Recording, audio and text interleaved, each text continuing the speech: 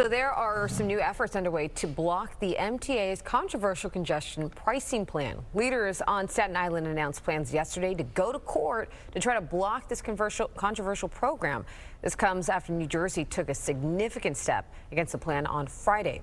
Governor Murphy made that announcement here on Good Day that New Jersey is suing the U.S. Department of Transportation, claiming it failed to conduct a full environmental impact review of that project. New York Congresswoman Nicole Malliotakis also opposes congestion pricing, and last week she announced new legislative language that also aims to block the plan. Congressman Malliotakis is with us in studio this morning.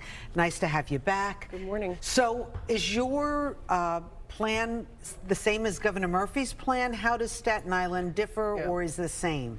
Well, look, we're looking at every single legal and legislative aspect. What Governor Murphy's doing is basically suing on what Josh Gottheimer of New Jersey and I have been saying all along, that they did not follow the proper federal NEPA law. Under the Environmental Policy Act, they need to conduct an environmental impact statement. They did not do that. They allowed the MTA to shortcut this and then rubber stamped it without having that significant evaluation, that full thorough study done that would basically tell us what the impact will be. That needs to be done because this is a first in the nation program, okay? It has not been done anywhere in the United States. And we already know, based on that preliminary assessment that they did, that congestion will shift, that pollution will shift to the outer boroughs and the areas outside the zone, including Staten Island, Southern Brooklyn. So let me ask you something, because Friday, after Governor Murphy made the announcement here on Good Day New York, the governor had a press conference and said basically, we got this, don't worry, he can sue all he wants, but I'm using Brooklyn words. He can sue all he wants, we got this, is happening, okay? So now what is Staten Island going to do? Because I'm getting tweets from people like El Arena, like, we pay for so much, we pay for red light speed cameras, we pay for the tolls on the bridges, we got limited ferry service. Like, what else is Staten Island going to do to stop this? Our borough president said he's also going to launch a lawsuit. Hopefully other executives in our area will do the same. What I'm trying to do is a legislative angle. I was able to get it past the House Appropriations Committee. I think we'll get it past the House as well, and we got to see what the Senate will do. But what we're trying to do is stop any federal funding from being used by Federal Highway Administration to be able to enter a tolling agreement with the MTA for this to proceed. This would stop it dead in its tracks. And remember, the name of the game here is we want to stop this thing, or at least we want to delay it until we could see if we get a new presidential administration in that will do what the Trump administration did, which was not allow this to move forward. Speaking of a new administration, we have a statement from the MTA which says otherwise. The statement is from John J. McCarthy, the MTA Chief External Relations.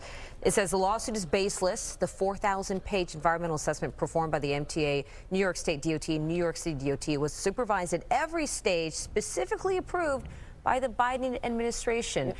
4,000 pages, not good enough. How long does it need to be? So an environmental impact statement would take years to truly assess what the impact will be. Of course, this was rubber stamped by the Biden administration at the begging of Governor Hochul and the MTA. But remember, this is Governor Hochul and the MTA that told us no tolls or fare increases in 2023 or 2024 after we injected federal funds, both infrastructure and COVID relief funds, into the MTA. What happened? They just raised tolls and fares, and now they're trying to jam this through. So the bottom line is they're trying to shortcut, they're trying to rubber stamp this thing and jam it through. We're going to say that they did not comply with federal National Environmental Policy Act laws that would require a full and thorough EIS, much more than what they had done with this assessment. Have you been in contact with Governor Phil Murphy, especially after he announced this plan? Are you guys kind of like talking together about how this can be a bit more effective, or where you can kind of fix some certain things? Yeah, I've not spoken to him directly, but I'm working with Josh Gottheimer of New Jersey, and so we're coordinating that way. I mean, we've been saying all along that this was the angle to sue. I'm glad that he's done it. I'm glad that borough president's going to do it. I'm going to join that lawsuit once it's up and ready as a plaintiff. I hope other executives, county executives in our area, will also sue, because there is a chance to stop this, or at minimum, let's slow it down to see if we can get a new administration in that could kill it. You know what's kind of interesting? Former Governor David Paterson had an interesting comment yesterday. He said, you know, this isn't 2017 where we have congestion in Midtown. Have you been to Midtown on Monday and Friday? There's nobody there. Yeah.